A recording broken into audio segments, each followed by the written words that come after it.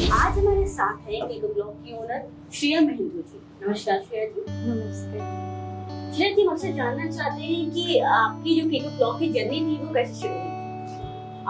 तो केको क्लॉक की जर्नी ये सब कुछ बिल्कुल भी फिक्स नहीं था। मुझे खुद नहीं पता था कि मैं ये करने लग जाऊंगी। बट स्कूल में मैं जब थी तो ही मेरे को कुछ बेक करने का, कुक करने का काफ़ी शौक था।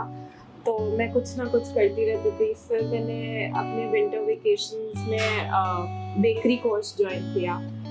फिर उसके बाद वहाँ से सीखने के बाद मेरा इंटरेस्ट और बढ़ गया। फिर जब कुछ बनता था तो घर में भी सब लोग प्रेज करते थे, तो ऐसे ही मैं थोड़ा और मोटिवेटेड फील करती थी और मैं कुछ ना कुछ बेक करके अपने फ्रेंड्स एंड फैमिली मेम्बर्स के लिए उनको बेक करके भेजती थी, खिलाती थी।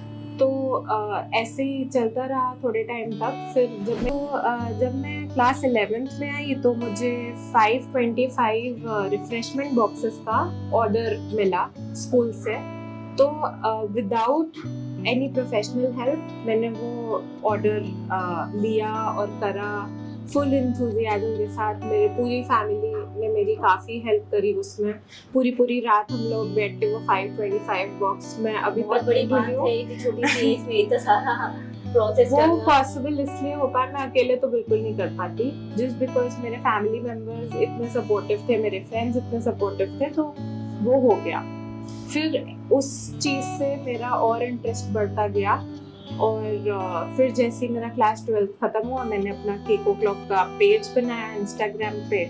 फिर उसमें रेसिपीज डालती रहती थी और कुछ ना कुछ बना के पोस्ट करती रहती थी। भले ही वो इतना अच्छा नहीं होता था उस वक्त, बट फिर भी सब लोग प्रेज करते थे, सब मोटिवेट करते थे, तो आगे बढ़ते गए।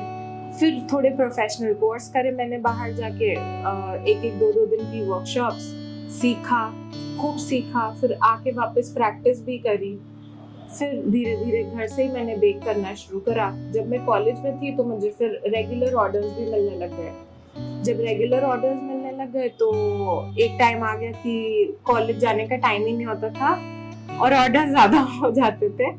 इस चक्कर में मेरे 1-2 एग्जाम्स भी छूट गए थे और मुझे मेरी बैक आ गई थी, क्योंकि मैं अपने ऑर्डर्स बनाने में ज़्यादा बिजी हो गई और मेरा एग्जाम मिस हो गया उस वजह से।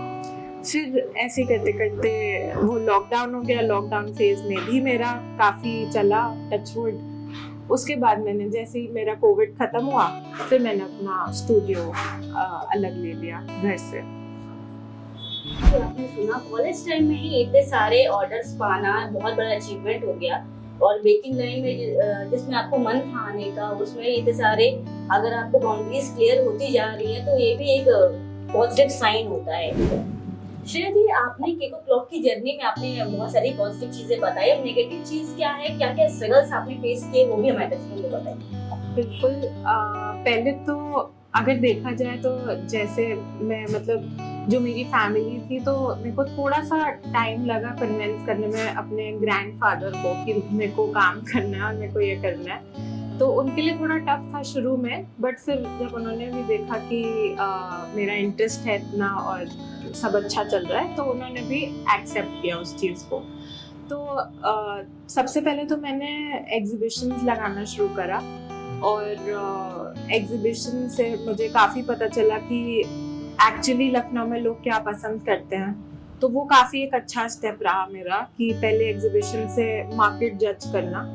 फिर उसके बाद एग्जीबिशन से मेरे क्लाइंट्स बन गए थे, तो फिर वहाँ से मुझे रेगुलर ऑर्डर्स आना शुरू हुए। फिर बीच में मुझे ये दिक्कत पड़ी क्योंकि मैं कॉलेज भी जाती थी और काम भी करती थी, तो और कॉलेज भी एमिटी जहाँ पे 75% अटेंडेंस कंपलसरी हुआ करती थी।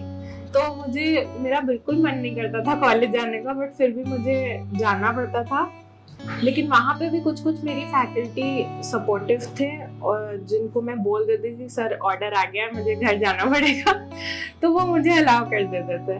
बट कुछ नहीं भी करते थे, तो खैर उनके लिए मैं कंप्लेन नहीं कर सकती हूँ, वो भी फैकल्टी है, वो अपना काम कर रहे हैं। तो हाँ, वो स्ट्रगल तो पता नहीं होता था कि आज मैं घर कितने बजे तक आ पाऊंगी, तो मुझे कितने हिसाब से ऑर्डर्स लेने, क्या करना है।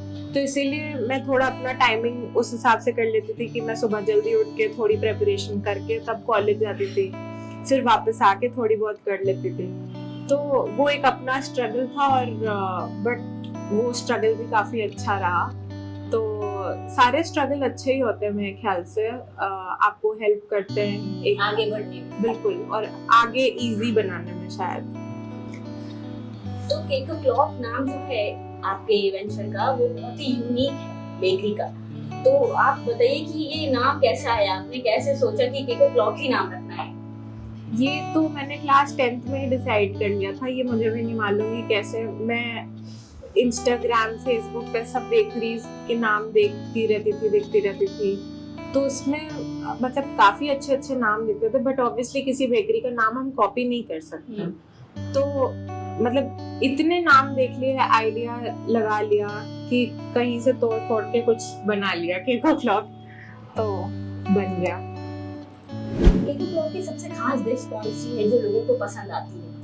अभी फिलहाल ब्राउनीज हैं, और जैसे डिजर्ट्स में देखा जाए तो ब्राउनीज हैं, और हमारे फ्रेंच पेस्ट्रीज हैं जो कि हम कर रहे हैं। एक्लेयर्स हो गया, शू पेस्ट्री हो गए, ये सब काफ़ी लोग पसंद कर रहे हैं। और मतलब ब्राउनीज खासकर, बिकॉज हमारे पास 2 तरीके की ब्राउनीज हम प्रिपेयर करते हैं। एक ड्राई ब्राउनीज जो आपको सब कहीं मिलेंगी, और एक केकी ब्राउनीज जो आपको सब कहीं नहीं मिलेंगी। काफ़ी बेसिक सी होती है, बट उनका जो फ्लेवर बन के आता है वो बहुत अच्छा होता है, और मतलब काफ़ी लोग पसंद कर रहे हैं वो चीज़। मुझे भी नहीं पता था कि वो डिश मेरी स्पेसिफिकली एक स्ट्रॉबेरी चॉकलेट ब्राउनी है, वो इतना हाइप हो जाएगी आगे जाके। क्योंकि मुझे याद है एक जब मैं इनिशियल ईयर्स में थी अपने करियर के, तो मुझे एक रेस्टोरेंट को ब्राउनीज प्रोवाइड करने थे, आउटसोर्स करना था। तो उन्होंने मुझे मतलब बिल्कुल ऐसे मुंह पे बोल दिया था कि ये ब्राउनीज नहीं है, आप इसको ब्राउनीज के नाम पे आप क्या बेच रहे हो, डीमोटिवेट कर दिया था। मुझे लगता है कि बहुत अच्छा हुआ मैं उनके बोलने से डीमोटिवेट नहीं हुई, क्योंकि आज ऑलमोस्ट डेली मेरे ब्राउनीज के 5 से 6 ऑर्डर्स तो होते ही होते हैं। तो अगर मैं उनके बोलने पे चली जाती और अपनी डिश डिसकंटिन्यू कर देती, तो आज शायद ही मेरे 5 से 6 ऑर्डर्स का लॉस होता मुझे। तो मुझे नहीं लगता है किसी के बोलने पे कुछ भी करना चाहिए, हम लोग को वही करना चाहिए जो हमें लगता है कि बिल्कुल। तो इसलिए हम हमसे जानना चाहेंगे कि आपकी बेकरी बाकी बेकरीज से अलग कैसे, क्योंकि आजकल कॉम्पिटिशन बहुत बढ़ गया है, तो कैसे आप अपनी बेकरी को यूनिक कुछ दे रहे हैं, कैसे लोगों को क्या प्रोवाइड कर रहे हैं कि वो बाकी बेकरी से अलग है? हमारी कोशिश ये रहती है कि जितना भी फ्रेश पॉसिबल प्रोडक्ट हो हम वो क्लाइंट को अपने प्रोवाइड करें।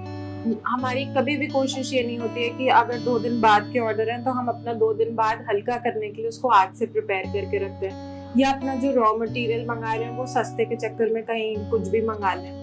ये मतलब डे 1 से मेरा ऐसे ही रहा है कि चाहे जितना भी महंगा पड़े, चाहे जो भी हो, बट क्वालिटी हम लोग को मैनेज करनी ही है। और हम लोग चाहे मतलब आउट ऑफ द बजट हो हमारे, या आउट ऑफ पॉकेट हमें देना पड़े, जैसे भी, but quality is something we can not sacrifice. तो मतलब आपके प्रोडक्ट्स जो हैं वो टेस्टी के साथ साथ हेल्दी भी हैं। बिल्कुल। तो जो मदर्स डरते हैं अपने बच्चों को बेकरी भेजने में, वो केको क्लॉक भेज सकते हैं अपने बच्चों को। बिल्कुल। जी, आजकल की महिलाओं के लिए आप क्या संदेश देना चाहोगे, आपकी अधीरा के दर्शकों के लिए क्या संदेश देना चाहोगे? ये क्वेश्चन मैं अभी थोड़े दिन पहले ही सोच रही थी कि हम लोग को मतलब लड़कियों को कितना डरा के रखा जाता है कि नहीं तुम्हारे अंदर स्टैमिना नहीं है, नहीं लड़के भारी सामान उठाएंगे। हम लोग को वो चीज़ उठाने का मौका ही नहीं दिया जाता है, इसलिए हम लोग पहले से ही डर के बैठ जाते हैं कि नहीं हम तो उठा ही नहीं पाएंगे। कभी कोशिश करके तो देखो, क्या पता आप और अच्छे से उठा पाओ उसको। तो मेरा बस ये कहने का मतलब है कि अभी तक हम लोग ने लाइफ में काफ़ी चीज़ें एक्सपीरियंस ही नहीं करी हैं उस चीज़ से डर के कि वो हमारा काम नहीं है। मुझे नहीं लगता है कि कोई चीज़ हमारे लिए नहीं बनी है। हम लोग लड़की या लड़का होने से पहले एक इंसान है, और भगवान ने हम लोग को इक्वली बनाया है। उन्होंने हम लोग को ये देख के नहीं बनाया कि आप लड़की हैं और आप लड़का है। तो जितना पोटेंशियल लड़कों के पास है उतना ही लड़कियों के पास है। तो मुझे नहीं लगता है कि आपको कभी भी ये सोच के पीछे बैठ जाना चाहिए कि आप लड़की हैं और आप कुछ नहीं कर पाएंगी। आप पहले ये सोचो कि आपका इंटरेस्ट क्या है और आप खूब आगे बढ़ोगे। बिल्कुल सही बात है, बहुत अच्छी सोच है आपकी। जी, आपसे जानना चाहेंगे कि आप अपने सक्सेस का क्रेडिट किसको देना चाहते हो, आपकी सफलता के पीछे किसका हाथ है? ऑफ कोर्स मेरे पेरेंट्स का, जिन्होंने मेरा इंटरेस्ट देखा इन सब चीज़ों पे, और उस टाइम पे मुझे इतनी लिबर्टी दी कि हाँ मैं इस चीज़ पे आगे बढ़ पाऊँ, और हर एक चीज़ मुझे प्रोवाइड कराई उस टाइम पे। और ऑफ कोर्स मेरा भी, बिकॉज ऐसा माइंडसेट होना बहुत ज़रूरी था कि हाँ मैं कर सकती हूँ। अगर मैं ही डर के बैठ जाती कि मैं नहीं कर सकती हूँ तो फिर शायद मैं यहाँ नहीं होती। बहुत अच्छी सोच है श्रेया जी, आपसे मिलकर बहुत बहुत खुशी हुई हम लोगों को, और आपका बहुत बहुत धन्यवाद अधीरा को इतना टाइम देने के लिए, अधीरा के साथ जुड़ने के लिए। तो दर्शकों, आज हमने बात करी श्रेया जी से, जिनसे हमें बहुत सारी जानकारियाँ मिली। ऐसी हस्तियों को जानने के लिए जुड़े रहिए आपकी अधीरा से और विन न्यूज़ नेटवर्क से, और हमारे चैनल को सब्सक्राइब करें। धन्यवाद।